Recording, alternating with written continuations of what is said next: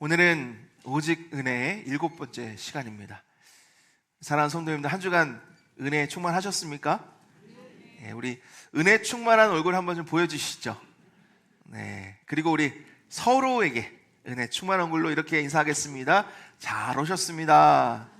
은혜 충만하시기를 바랍니다. 제가 교회에 있으면요, 은혜 충만한 분들이 오세요.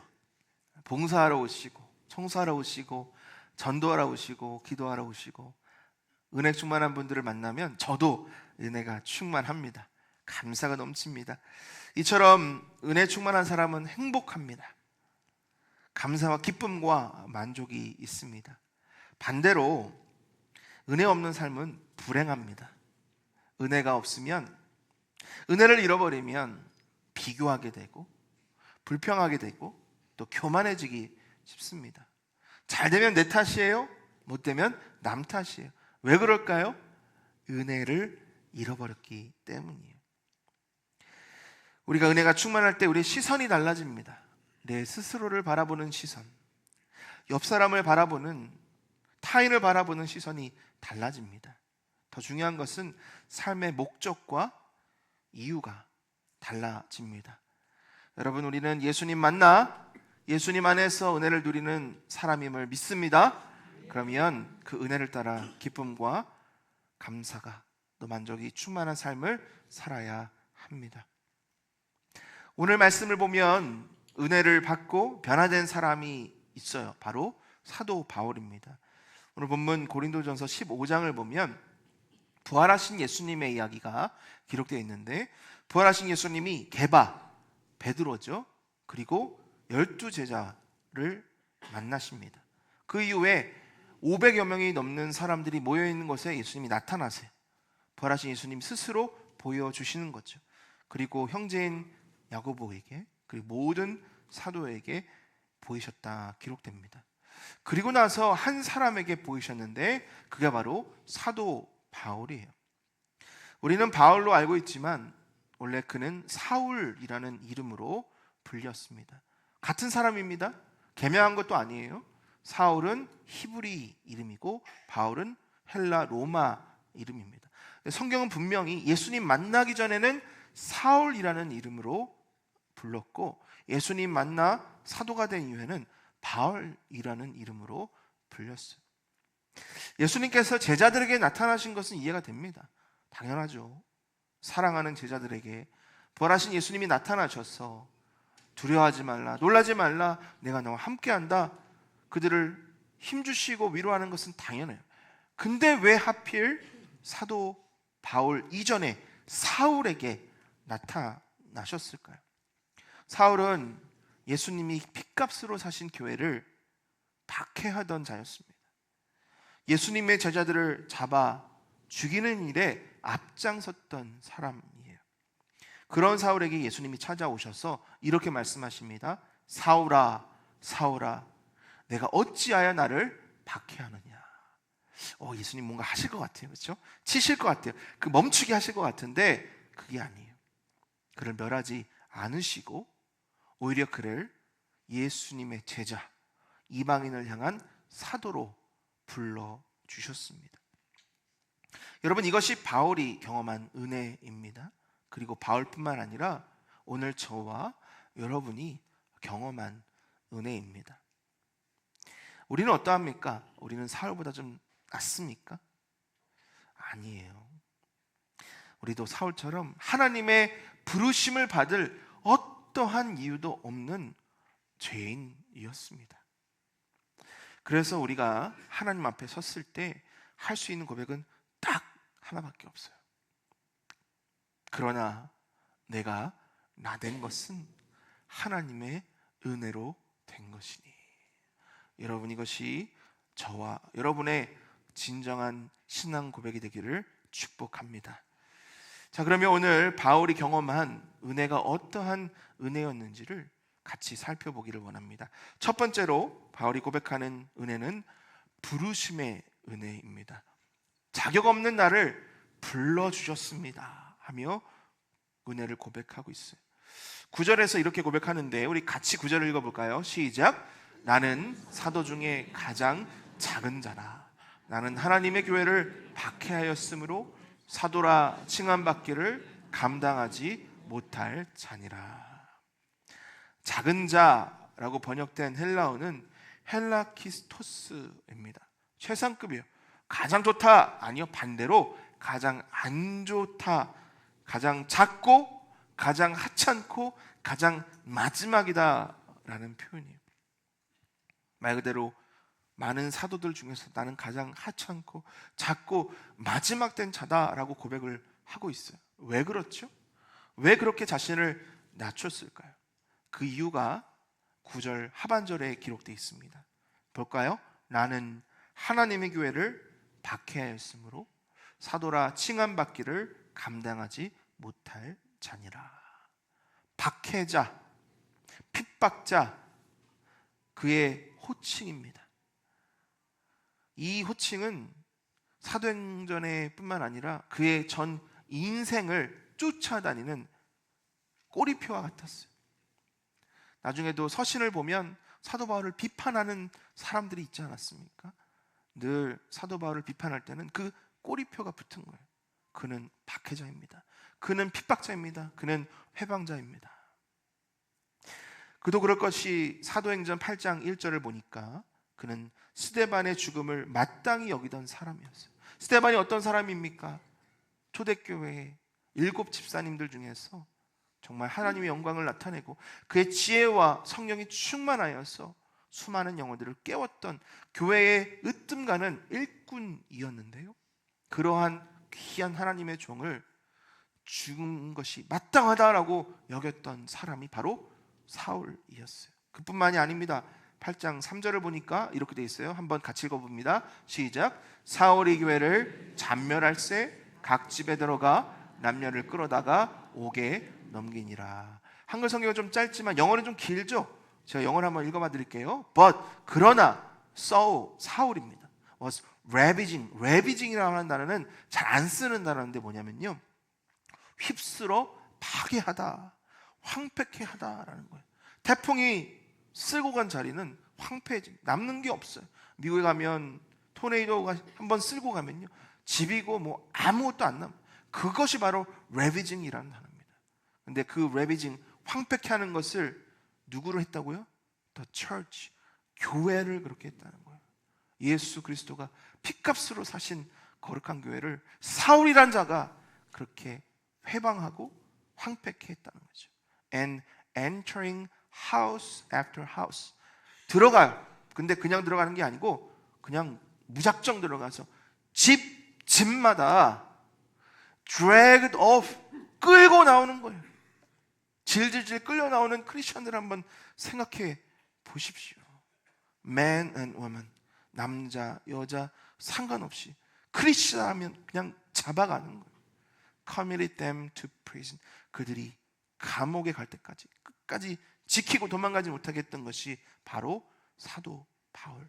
성경은 사울이 그런 자였다라는 것을 아주 비주얼하게 철저하게 표현하고 있는 거예요. 주석가 데이비드 갈랜드는 이렇게 얘기합니다. 바울이 실수한 신앙인이 아닙니다. 그는 하나님의 아들이 피로 사신 교회를 정면으로 대적한 사람이었습니다. 사도행전 9장을 보면 바울이 평소와 같이 제자들을 붙잡기 위해서 다메섹으로 가고 있었어요. 그런데 갑자기 부활하신 주님이 빛으로 그에게 나타나셨습니다. 박해자였고 살인자였던 그를 치시고 죽이신 것이 아니라 그를 예수님의 종, 사도로 불러주셨어요. 여러분, 이것이 사울이 경험한 하나님의 부르심의 은혜예요. 그는 이 순간, 이 경험으로 인해 완전히 뒤집어지죠. 새로운 인생을 시작합니다. 근데 그렇다고 해서 그의 과거가 사라집니까? 아니에요. 사라지지 않아요. 여러분은 예수님이 핍박하고 박해하고 살인을 저질렀던 이 사울을 하나님의 종으로 세우셨다는 것을 이해하실 수 있으십니까? 우리는 뭐 사도 바울 너무나 유명하고 참 존경하는 신앙의 선배이기 때문에 그렇죠, 당연하죠 할 수 있지만, 그가 저질렀던 극악무도한 그 죄악을 생각하면 사실 쉽게 이해가 안 되는 거예요. 여러분, 일할 때 어떤 분과 일하고 싶습니까? 경력이 아주 좋고 기술도 좋고 그리고 과거도 깨끗한, 내가 믿을 수 있는 사람과 일하고 싶지 않으세요? 맞아요, 우린 그래요. 인간적으로 보면 하나님이 보시기에 더 쓸 수 있고 더 믿을 수 있고 더 신뢰할 수 있는 수많은 사람들이 있었을 거예요. 근데 왜 하필 사울이었냐고요. 인간적으로 보면 그렇습니다. 하지만 하나님은 은혜 베푸시기를 작정하신 사람에게 은혜를 베풀어 주셨고, 그것이 사울이었고 그것이 바로 오늘 저와 여러분임을 기억하시기를 바랍니다. 사울 아니요, 내가 그런 자였고 내가 하나님을 회방했고 내가 하나님을 배반하고 떠났던 죄인임을, 내가 사울이 받은 은혜를 받은 사람임을 우리는 잊지 말아야 하는 거예요. 우리가 어떻게 이 자리에 오늘, 이 자리에, 이 거룩한 자리, 예배의 자리에, 하나님을 만나는 자리에 올 수 있었을까요? 우리가 착해서, 선해서, 용모가 아주 빼어나서, 물론 그것도 맞지만 남들보다 잘나고 잘해서 하나님 우리를 택하신 게 아니라는 거예요. 하나님이 나를 택하시기로 작정하셨고 부르셨고 변화시켜 주셨고 하나님의 자녀로 삼아 주셨기 때문에, 하나님의 은혜 때문에 내가 이 자리에 있음을 우리는 기억해야 합니다. 나의 연약함, 나의 부족함, 나의 죄악된 모습 감추고 싶고 부인하고 싶은 실수와 실패, 과거에도 불구하고 아직도 내 욕심을 앞세우고 말로만 사랑하고 말로만 섬기는 그런 부족한 나를 하나님이 불러주셨다는 그 사실, 여러분 마음속 깊이 새기시고 그 부르심에 감사와 기쁨으로 반응하시는 저와 여러분 되기를 축복합니다. 우리 좀 솔직해져야 해요. 주님 앞에서, 사람들 앞에서. 사도 바울이 그랬던 것처럼 나의 과거 부끄럽지만 그 가운데서도 불러주셨다는 그 사실에 기뻐하며 담대함으로 주님의 손을 붙잡는 저와 여러분 되시기를 축복합니다. 완벽해지려고 할 필요도 없어요. 너무 주님 앞에서 선해 보인 척 할 필요도 없어요. 있는 모습 그대로 나 같은 자도 불러주신 하나님의 그 부르심에 기뻐하며 나아갈 때 사도 바울처럼 하나님이 하나님의 은혜로 변화시켜 주시고 다듬어 주시고 빚어 주셔서 하나의 영광 가운데 귀하게 쓰임받는 저와 여러분 되기를 축복합니다. 두 번째 은혜는요, 존재의 은혜예요. 내가 나 되게 하신 은혜. 바울은 교회를 핍박하던 사람이었습니다. 스데반의 죽음을 마땅히 여겼고 집집마다 들어가서 예수 그리스도의 제자들을 끌어나오는 그런 사람이었어요. 근데 그랬던 바울이 예수 그리스도의 제자, 복음을 위해 생명을 내어놓는 사도가 되었죠. 그가 하는 믿음의 고백을 한번 같이 읽어보겠습니다. 우리 10절 상반절을 같이 읽습니다. 시작. 그러나 내가 나된 것은 하나님의 은혜로 된 것이니. 여러분, 이 한 문장은 바울의 신학, 간증, 인생의 요약입니다. 무엇이 그를 바꿨습니까? 환경이 아니고요, 결단도 아니고요, 훈련 프로그램도 아니에요. 그가 하는 고백을 다시 한번 읽어봅니다. 10절 상반절입니다. 시작. 그러나 내가 나된 것은 하나님의 은혜로 된 것이니. 하나님의 은혜로 바울이 변화를 받은 겁니다. 새로운 존재가 된 거예요. 여러분, 은혜입니다. 은혜가 그렇게 놀랍고 감사한 거예요. 때로는 우리가 은혜를 도움 정도로 생각할 수가 있어요. 힘들 때 도와주시는 것, 실수했을 때 덮어주시는 것, 그것도 은혜이지만 진정한 은혜는 새롭게 되는 존재의 재창조의 은혜입니다. 고린도후서 5장 17절 말씀을 같이 읽어볼까요? 시작. 그런즉 누구든지 그리스도 안에 있으면 새로운 피조물이라 이전 것은 지나갔으니 보라 새 것이 되었더라. 여러분, 이 말씀을 잘 한번 생각해 보세요. 하나님의 말씀이지만 사도 바울의 고백으로 한번 생각해 보세요. 바울이 지금 부끄러운 과거를 숨기는 게 아니에요. 보라는 거예요. 내가 어떤 사람이었는지를 보라는 거예요. 그리고 거기만 보지 말고 내가 어떤 사람이 되었는지를 보라는 거예요. 그는 과거를 부인하지도 않지만 묶여있지도 않는 거예요. 왜?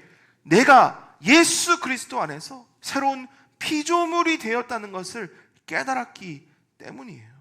사람들의 차가운 시선, 사람들의 비판, 손가락질 앞에서도 그는 자신 있게 선포합니다. 여러분들, 이전 것은 지나갔습니다.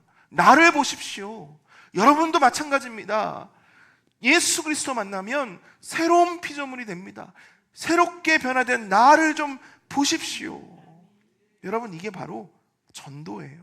이게 바로 간증이에요. 이것이 바로 하나님을 나를 변화시켜 주신 이유인 거예요.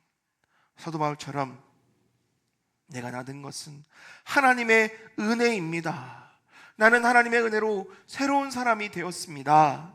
믿음으로 간증하며 선포하실 수 있기를 축복합니다. 오늘 우리는 평가하고 판단하고 점수 매기는 것에 아주 익숙해요. 무엇을 이루었고 무엇을 가졌고 얼마나 앞서가는지에 따라서 판단하고 판단받는 것이 너무나 당연해요.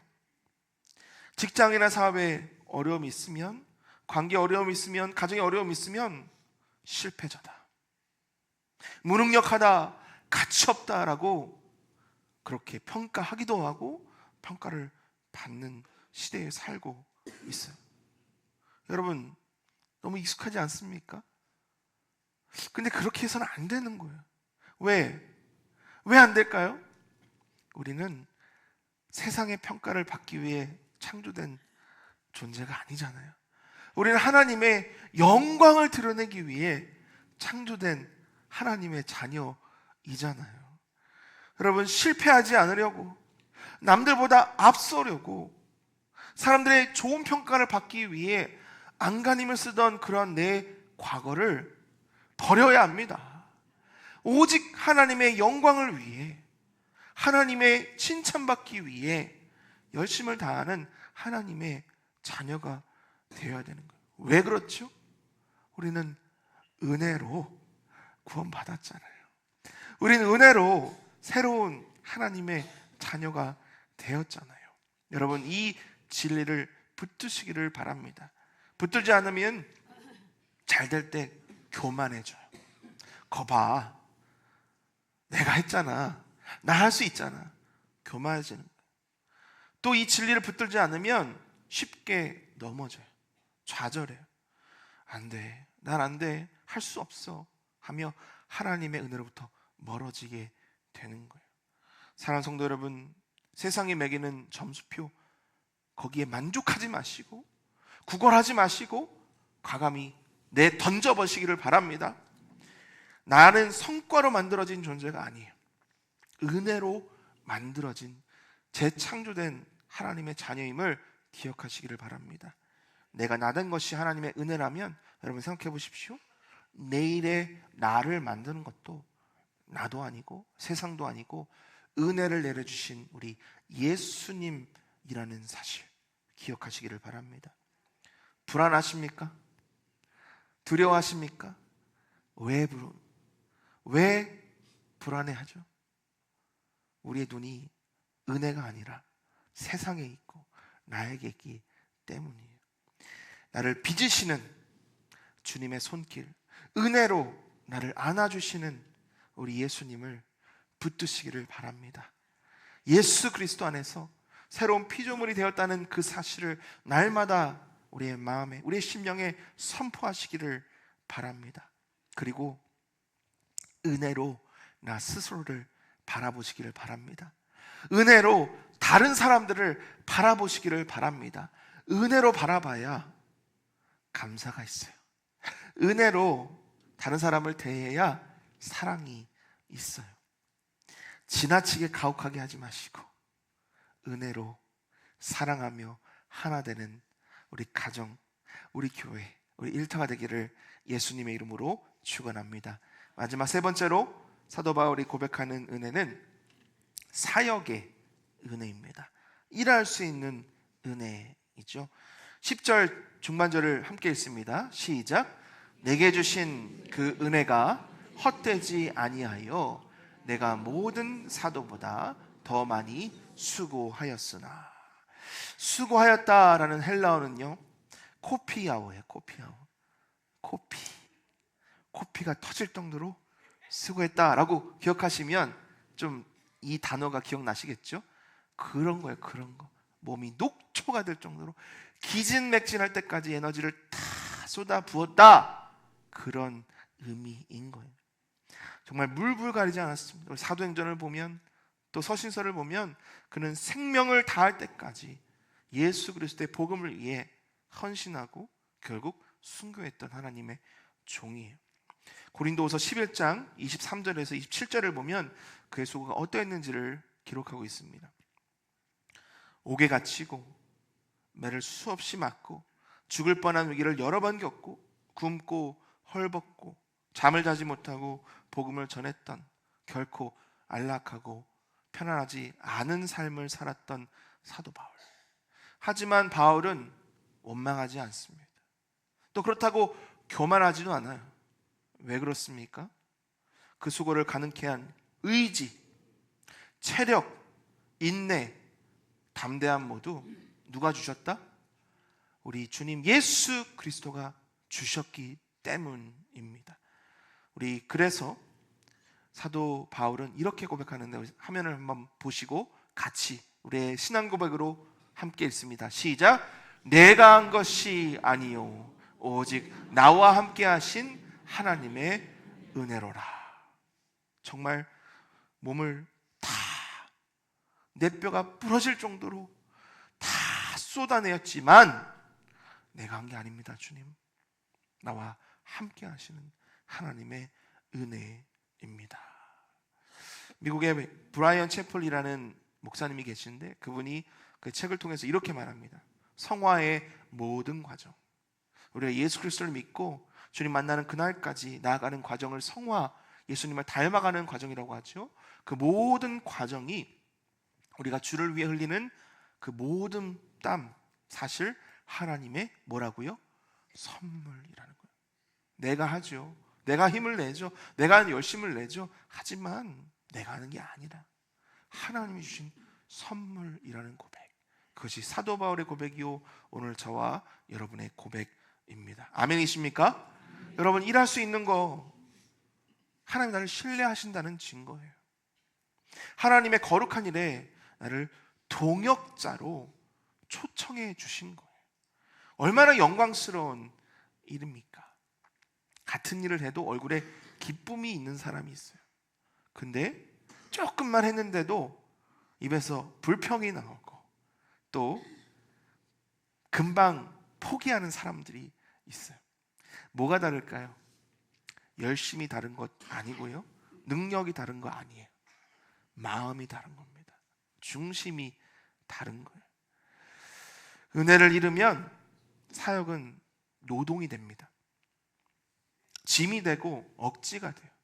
근데 은혜가 살아있으면 사역은 특권이 됩니다. 그리고 감사가 되고 기쁨이 넘쳐요.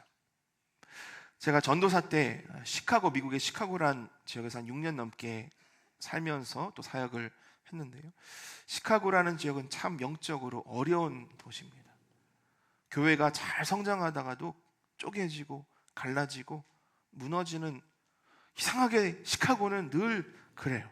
얼마 전에도 잘 성장하던 교회가 목사님이 쫓겨나셨다는 이야기를 들으면서 시카고 왜 이렇게 어려운가. 얼마 전에 한 목사님을 배웠습니다. 시카고 지역에서 사역을 아주 잘 하시던 목사님인데 어느 한 사건이 발견이 돼가지고 사역을 그만하시게 됐는데, 그 목사님을 근처에 오셔서 만나 뵀는데 이렇게 말씀하시더라고요. 나를 죽이려 왔다. 그 정도, 완전히 죽이려고 하는 그 위협 가운데 너무 힘들었다. 하지만 하나님이 은혜 주셔서 지금 이 사역을 감당하고 있다라는 고백을 했습니다. 물론 제가 그렇게 아주 사역을 잘한 건 아니지만 제 나름대로 열심히 했어요. 그 교회도 어른들이 싸워서 갈라진 교회인데, 우리 아이들이 같이 신앙생활 하다가 부모님이 떠나니까 아이들도 갈라지는, 어쩔 수 없이 적이 돼버린 거예요. 사역을 시작하는데 아이들이 너무 마음이 상처 입고 또 어려워서 매주마다 저희 집에 초대했어요. 그래서 같이 먹고 게임하고 놀고 웃고 그렇게 1년 반을 지내다 보니까 얼마나 많이 정이 들었는지, 제가 그 교회가 결국은 문을 닫게 돼서 다른 사역지로 옮기게 되면서 정말 많이 울었습니다. 그렇게 정말 혼신을 다해서 사역을 했는데 그게 참 어려움이 있더라고요. 제가 번아웃이 온 거예요. 번아웃이 뭐죠? 에너지가 없는 거예요. 뭘 해도 기쁨이 없는 거예요. 늘 지치고 몸도 마음도 어려운 상태가 된 거예요. 시간이 흘러서 알고 보니까 제가 번아웃이 된 이유가 은혜가 없었기 때문이더라고요. 제 열심으로, 이 아이들을 향한 제 마음으로 하다 보니까 다 에너지도 또 영적인 능력도 소진되고 만 거예요. 모든 것이 내 책임, 내가 잘해야 아이들이 좋아한다, 그런 내 중심적인 사역을 하다 보니까 번아웃이 온 거죠. 혹시 이 자리에 가정 때문에, 직장 때문에, 교회 때문에, 사람 때문에 지치고 상처 입고 포기하고 어려움 가운데 계신 성도님들 있지 않으십니까? 오늘 말씀이 여러분들에게 이렇게 말씀하시고 있습니다. 그 무거운 짐 내려놓고 내가 너에게 준 이 은혜를 마음에 새기고 은혜로 살아가라. 그 은혜를 우리가 입을 때 참된 기쁨과 감사와 만족이 회복될 줄 믿습니다. 이번 주에 한 장로님 가정을 신방했습니다. 지난주 응급실에 입원하셨다가 퇴원하셔서 가정에서 좀 요양하고 계신 우리 장로님이신데, 평소에도 무릎과 허리가 안 좋으셔서 교회를 잘 못 오시는 우리 장로님이세요. 2주 전 주일 밤에 밤새 피를 토하시고 급하게 응급실로 이송을 하시는데 이 근처에 응급실이 없잖아요. 창원까지 가셨어요. 감사하게 잘 치유가 되시고 아직도 약을 드시지만 그래도 퇴원을 하셨습니다. 저희 아내와 또 부목사님과 함께 신방을 가서 배를 누르는데 문이 열려져 있는데 딱 문 앞에 들어서니까 우리 장로님이 환한 얼굴로 저희를 반겨주시는 거예요. 장로님 참 감사하네요. 우리 장로님 잘 회복되셨어. 앉아서 대화를 나누는데 이렇게 말씀하시더라고요. 목사님, 저를 천국으로 불러주셔도 되는데 하나님이 살려주셨어요. 제가 하루하루 하나님 말씀 없이는 살아갈 수가 없어요. 내가 뭐라고 이렇게 살게 하시는지 참 감사합니다. 제가 이 고백을, 이 죽음의 고비를 넘기시는 장로님으로부터 듣는데 제가 하나님 앞에 막 너무 죄송한 거예요. 그럼 제가 좀 요즘에 힘들었거든요. 무슨 일이 있어서가 아니고 그냥 좀 여러 가지 마음적으로 심적으로 힘이 들었었어요.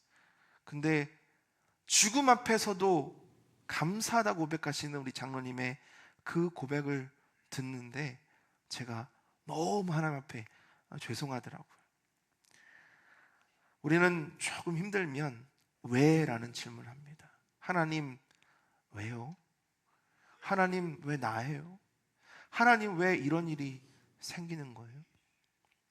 그러나 은혜를 아는 사람은 살아있는 것 자체가 감사입니다. 일할 수 있는 것 자체가 감사해요. 여러분, 저도 마찬가지로 여러분도 은혜를 회복하시기를 축복합니다. 우리가 땀 흘리며 일할 수 있는 것도, 주일날 부엌에서 식사를 준비하고 설거지를 할 수 있는 것도, 가정에서 배우자가 차려주는 따뜻한 밥상을 대할 수 있는 것도, 명절이 되어서 사랑하는 자녀들 함께 모일 수 있는 것도, 추운 겨울 주차장에서 봉사할 수 있는 것도, 보이지 않는 곳에서 묵묵히 섬기시는 그러한 사역을 감당할 수 있는 것도, 또 새벽 일찍 예배 나와 예배를 준비하고 섬기시는 일도 다 하나님의 은혜임을 놓지 마시기를 바랍니다. 그 은혜를 깨달으면 그것은 더 이상 일이 아니라 사명이 되는 거예요. 주신 은혜가 헛되지 않도록 더 많이 기쁨으로 순종하시는 저와 여러분 되기를 축복합니다. 억지로 하지 마세요. 여러분 생각해 보십시오. 하나님이 내가 꼭 필요해서 이 자리를 주셨는데 내가 억지로 하면 사실 이 자리는 다른 사람 할 사람 정말 많습니다. 하지만 하나님이 내가 필요해서 나를 이 자리에 세우셨으니 얼마나 감사한 일입니까? 의무로 하지 말고 은혜로 하시는 저와 여러분 되기를 축복합니다. 우리 입술에 이렇게 늘 고백했으면 좋겠어요. 주님, 내가 한 게 아닙니다. 오직 나와 함께 하시는 하나님의 은혜입니다. 이 고백하며 나아갈 때 우리 주님이 나를 통하여 영광 받으시고 하나님의 놀라운 은혜의 열매를 우리 가운데 풍성하게 맺으실 줄 믿습니다. 오늘 우리는 바울이 고백한 세 가지 은혜를 보았습니다. 첫 번째로 자격 없는 나를 불러주신 부르심의 은혜고요. 두 번째로는 내가 나되게 하신 새로운 존재의 은혜예요. 마지막 세 번째로는 일할 수 있는 사역의 은혜입니다. 하나님이 우리를 불러주셨습니다. 잘해서 좋아서가 아니고요, 하나님이 은혜를 베풀기로 작정하셨기 때문에 나를 불러주셨습니다. 그냥 불러주신 거 아니에요. 새롭게 나를 빚으시고 만들어 주셨어요. 그 은혜로 오늘 우리는 일합니다. 열심히 땀 흘려 수고합니다. 얼마나 감사한지 몰라요. 비록 수고는 우리가 하지만 힘은 은혜로부터 온다는 사실, 땀은 우리가 흘리지만 그 능력은 하나님이 주시는 은혜라는 사실, 여러분 놓지 마십시오. 우리가 한 주를 시작하며 이번 명절 우리 가족들과 함께 또 일터에서 이렇게 날마다 고백하시기를 바랍니다. 그러나 내가 나된 것은 하나님의 은혜로 된 것입니다. 나와 함께 하시는 하나님의 은혜뿐입니다. 우리를 부르신 은혜를 기억하고 나를 나되게 하신 은혜를 붙잡고 이번 한 주간 은혜로 시작하여 은혜로 마치고 하나님의 은혜로 풍성한 우리의 삶, 우리의 가정과 일터가 되기를, 우리 평산교회 되기를 예수님의 이름으로 축원합니다. 우리 자리에서 일어나셔서 주신 말씀 기억하며 찬양하며 은혜를 고백합니다.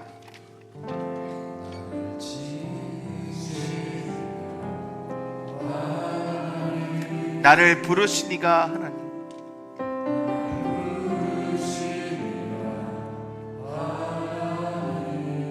나를 보내시니도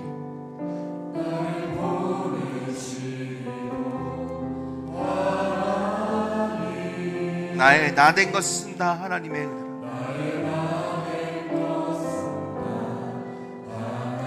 우리 처음부터 다시 한번 진심으로 다하여 고백합니다. 나의 지으시니가 하나님,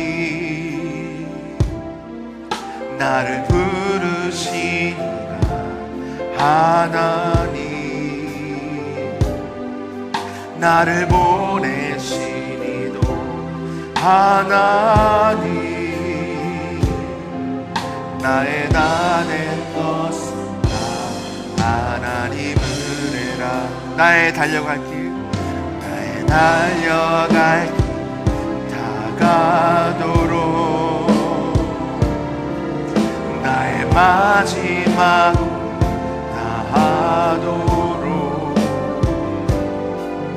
나로 그 십자가 품게 하시니 나의 나 된 것은 다 하나님 은혜라. 한량없는 은혜, 한량없는 은혜, 갚을 길 없는 은혜, 내 삶을 에워싸는 하나님의 은혜,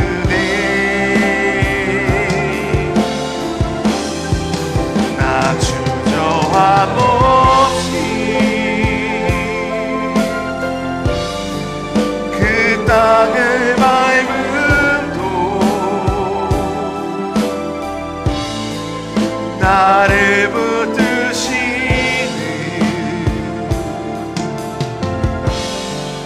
하나님의 은혜. 우리 다시 찬양할 때요, 나를 우리로 한번 서로 하면서 축복하면서, 우리 지으시니가 하나님, 우리를 부르시니가 하나님, 우리를 보내시니도, 우리를 부르시니도 하나님, 나의 나 된 것은, 나의 나 된 것은 다 하나님 은혜라. 우리 달려갈 길, 우리 달려갈 길 다 하도록, 우리 마지막 다 하도록, 우리 그 십자가 품게 하시니, 우리 다 된 것은 다 하나님 은혜라. 주님 앞에 진심으로 고백합니다. 한량없는 은혜, 갚을 길 없는 은혜, 내 삶을 에워싸는 하나님의 은혜, 나 주저함 없이 그 땅을 밟음도 나를 붙드시는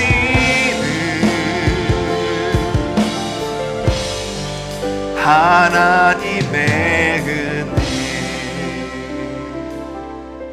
여러분, 이 시간 우리 기도할 때 하나님 앞에 감사하는 시간을 갖겠습니다. 하나님 감사합니다. 나를 불러주시고 하나님의 자녀 삼아주시고 하나님의 동역자로, 하나님의 일꾼으로 세워주심에 감사합니다. 하나님 감사합니다. 하나님 없이는 단 한순간도 살 수 없음을 다시금 깨닫게 하심에 감사합니다. 주여, 이번 한 주간 은혜로 시작하여 은혜로 마치게 하시고, 우리 가정과 우리 배우자와 우리 자녀와 우리 일터와 교회 가운데 은혜만이 넘치게 하여 주옵소서. 회복의 은혜를 더하여 주옵소서. 기쁨의 은혜를 더하여 주옵소서. 사랑의 은혜를 더하여 주옵소서. 강건함의 은혜를 더하여 주옵소서. 우리 주여 한번 부르짖고 기도합니다. 주여,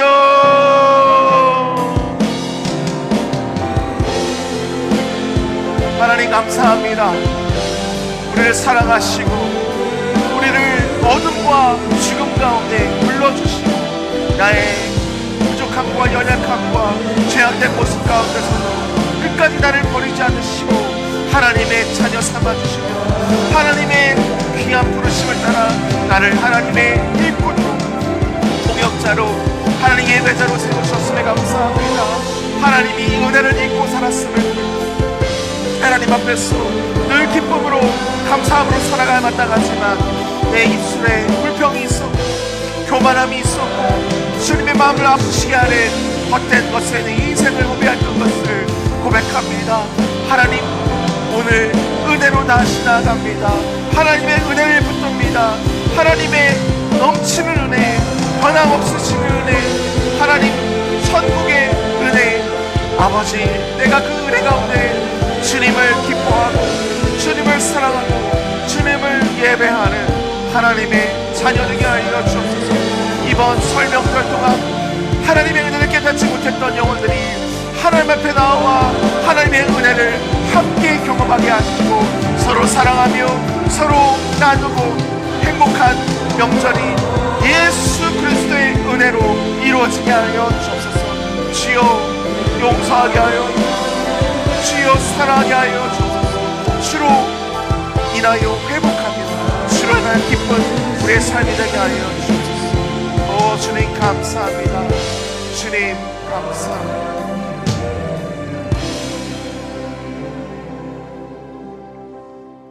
은혜와 자비 하나님 아버지, 자격 없는 우리를 부르시고 오늘도 하나님의 일을 맡겨주시니 감사합니다.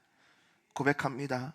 내가 나된 것이 오직 주님의 은혜임을 고백합니다. 과거에 묶이지 않게 하시고 사람의 평가에 흔들리지 않게 하시며 내 힘으로 버티려던 교만을 내려놓게 하여 주옵소서. 하나님, 일할 수 있는 것 자체가 은혜임을 기억하게 하시고 억지가 아니라 감사함으로, 의무가 아니라 기쁨으로 나에게 맡겨주신 그 특권, 그 사명을 감당케 하여 주시옵소서. 하나님, 우리가 고백합니다. 내가 아닙니다.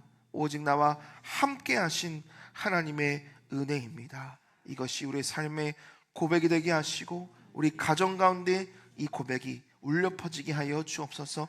하나님, 이번 설명절을 맞이하여 예수 그리스도를 알지 못하고 그 은혜를 아직 입지 못한 우리 식구들과 하나님의 구원의 은혜가 넘치게 하여 주시고 예수님의 은혜로 화목하며 사랑하며 용서하고 하나 되는 놀라운 은혜가 우리 가족 식구들 가운데 일어나게 하여 주옵소서. 하나님, 육신적으로 불편한 우리 성도님들 치유하여 주시고 강건케 하시고 또 이 명절 외롭게 홀로 보내는 우리 성도님들 계시다면 하나님이 친히 찾아가 주셔서 기쁘게 하시고 위로가 넘치게 하시고 평안이 넘치는 복된 시간들로 채워 주시옵소서.